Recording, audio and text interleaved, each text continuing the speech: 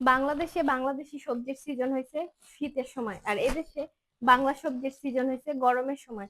তো বাংলা সবজি আজকে আনছি। সবসময় তো যাওয়া হয় না, কারণ আমার নিজেরই দোকান আছে, তো সবসময় সবজি আনতে যাওয়া হয় না। আজকে আনছি, দেখো মাশাল্লাহ, শাকগুলো অনেক ফ্রেশ। এটা হচ্ছে পুঁই শাক। এরপর আছে কাঁচামরিচ।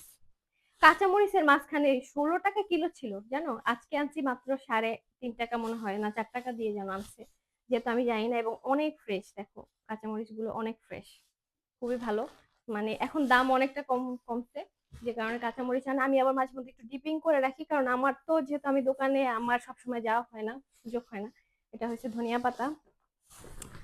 এইখানে হচ্ছে করলা, এই দেখো করলা আনছি। কিছু ডিপিংও করবো দুই একটা, পরে আবার খেতে ইচ্ছে করে অনেক সময়। তো এটা হচ্ছে করলা, করলার কেজি মনে হয় 1 ইউরো সম্ভবত। করলাটা একটু দাম কম এখন। এরপর এখানে আছে, আমার পাট শাক অনেক পছন্দ, অনেক পছন্দ, মানে পাট শাক আমার অনেক পছন্দ। এটা হচ্ছে এখানে 4 মোটা পাট শাক আনছে, দুইটার, এখানে দুইটা পাট শাক। তো দুইটা 2 মোটা করে 4 মোটা পাট শাক আনছে। এবং দেখো শাকগুলা মাশাল্লাহ অনেক ফ্রেশ। তো এটা হচ্ছে, এটাই এখন গরমের দিনে এই দেশের যে বাংলা সবজি খেতে অনেক মজা, কারণ একদম ফ্রেশ ফ্রেশ পাওয়া যায়। আর শীতের সময় আমরা আবার ডিপিং করা যেটা থাকে, ডিপিং করা যে করা থাকে বিভিন্ন কোম্পানির, ওগুলা ডিপিংটা খাই। কি করবো, দেখো এদেশে শীতে আবার শাকসবজি পাওয়া যায় না, যেহেতু অনেক শীত। তো দেখো শাকটা কি ফ্রেশ। আমার পাট শাক অনেক পছন্দ। তো এটা হচ্ছে পাট শাক। আর একটু দেখাই তোমাদের, এই দেখো আরেকটা আছে হচ্ছে কলমি শাক। কলমি শাকটা অনেক ফ্রেশ, দেখো শাকটা অনেক ফ্রেশ। আমি অনেক পছন্দ করি, বিশেষ করে আমার সবজি থেকে শাকের আইটেম আমার খুব বেশি পছন্দ। তো এটা হচ্ছে কলমি শাক। এখানে আরো এক ব্যাগ আছে। মানে আমি এগুলো কিভাবে সিস্টেম করবো আমি জানি না, আমি হচ্ছে মানুষ দুইজন আমরা। তো সব সময় যাইতে পারে না দেখে একবারে আনছে। আমি আবার আমার জামাইরে বলছিলাম একটু ঢং করে যে কিছু ডিপিং করবে, এই জন্য এতগুলো আনা লাগে।